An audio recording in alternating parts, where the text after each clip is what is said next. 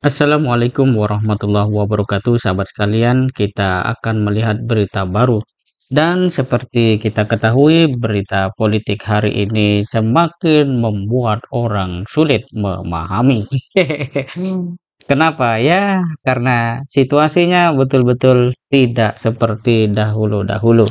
Sekarang ini belum ada pengumuman siapa pemenang presiden secara resmi dari KPU, tetapi para pejabat sebagian sudah berbicara tentang program siapa presiden yang dalam quick count dikatakan menjadi pemenang. Tentu saja sekali lagi ini mengundang tanda tanya. Apakah mereka begitu yakin untuk terus menjadi pemerintahan? Nah, inilah kita lihat bagaimana Sri Mulyani berkata bahwa soal program makan siang gratis Prabowo Gibran. Sahabat kalian, sebelum kita lihat beritanya, Sri Mulyani ini Menteri Kabinet Indonesia Maju.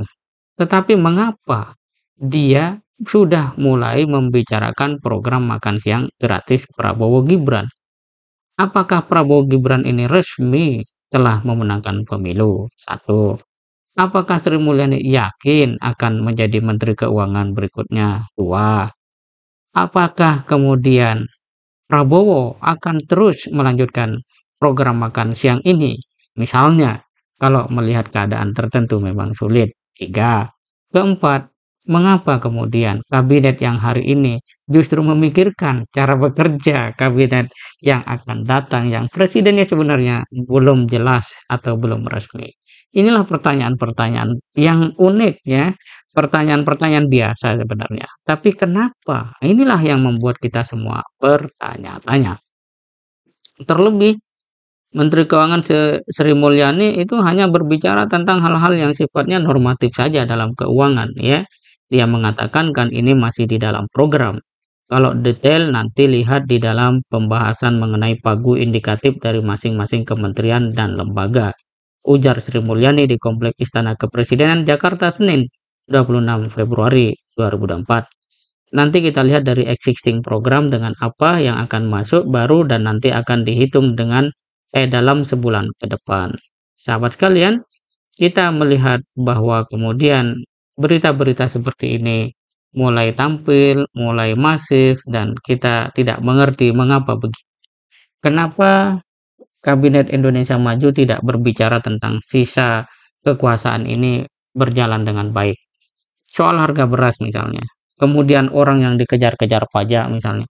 Kenapa itu nggak dibahas? Tetapi malah membahas sesuatu yang sesungguhnya itu menjadi tanggung jawab presiden ataupun kabinet yang akan datang. Entah apakah ini suatu situasi yang normal, apakah situasi ini biasa-biasa saja, kita tidak mengerti. Namun satu hal yang kita bisa melihat, mungkin inilah yang disebut dengan sebuah ketergesa-gesaan atau sebuah ya hal yang berlebihan sehingga masyarakat ya diperlihatkan oleh perilaku-perilaku sebagian pejabat yang justru tidak lazim ya dalam proses-proses kepemerintahan sebagaimana dahulu. Tetapi mungkin ini disebut oleh mereka terobosan kali ya.